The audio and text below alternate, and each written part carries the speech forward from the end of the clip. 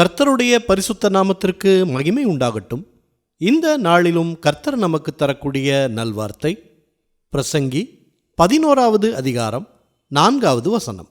காற்றை கவனிக்கிறவன் விதைக்க மாட்டான், மேகங்களை நோக்குகிறவன் அறுக்க மாட்டான். பிரியமானவர்களே, நாம் நம்முடைய வாழ்க்கையில் வெற்றி பெற வேண்டுமானால் கடுமையாக உழைக்க வேண்டும். ஆண்டவரும் அதைத்தான் விரும்புகிறார். நாம் சோம்பேறியாய் இல்லாமல் சுறுசுறுப்பாய் இருக்க வேண்டும், ஞானமாய் நடக்க வேண்டும் என்று வேதாகமத்தில் பல இடங்களில் பல உவமைகள் மூலம் குறிப்பிடுகிறார். நாம் சூழ்நிலையை பார்த்து கொண்டே இருந்தோம் என்றால் நம்முடைய ஃபோக்கஸ் மாறிவிடும். மாறாக கர்த்தருடைய வார்த்தைகள் மேல் கவனம் வைத்து விசுவாசத்தோடு தொடர்ந்து உழைக்கும்போது வெற்றி நிச்சயம். ஈசாக்கு பஞ்சகாலத்தில் விதை விதைத்தான், 100 மடங்கு பலன் அடைந்தான் என்று வேதாகமத்தில் வாசிக்கிறோம். அவன் பஞ்சம் என்கிற சூழ்நிலையை பார்க்கவே இல்லை, மாறாக கர்த்தருக்கு கீழ்ப்படிந்தான்.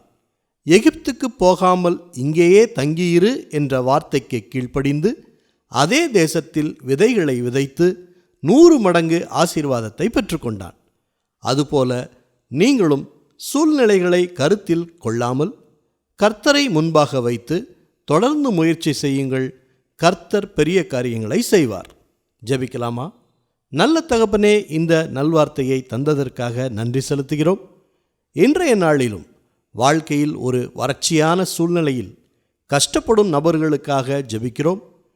காரிய சித்தியோ கர்த்தரால் வரும் என்கிற வசனத்தை வைத்து ஜெபிக்கிறோம். வேலையில்லாத சூழ்நிலைகள் மாறட்டும், பிஸ்னஸில் ஒரு செழிப்பு உண்டாகட்டும். கர்த்தரை தேடுகிறவர்களுக்கோ ஒரு நன்மையும் குறைவுபடாது என்று விசுவாசிக்கிறோம். உழைப்பதற்கு நல்ல ஆரோக்கியத்தை கொடுங்க. மனிதர்கள் கண்களில் தயவு கிடைக்கட்டும். ஆர்டர்ஸ் எல்லாம் கிடைக்கட்டும். பெண்டிங் இருக்கும் பேமெண்ட்ஸ் எல்லாம் குறித்த நேரத்தில் கிடைக்கட்டும்.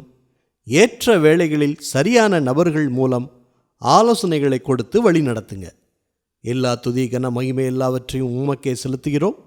இயேசு கிறிஸ்துவின் நாமத்தில் ஜெபிக்கிறோம் பிதாவே, ஆமேன், ஆமேன். இந்த நல்வார்த்தையை மற்றவர்களுக்கும் பகிருங்கள். அவர்களுக்கும் கர்த்தருடைய ஆசீர்வாதம் கிடைக்கட்டும்.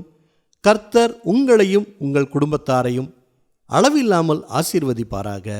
ஆமேன்.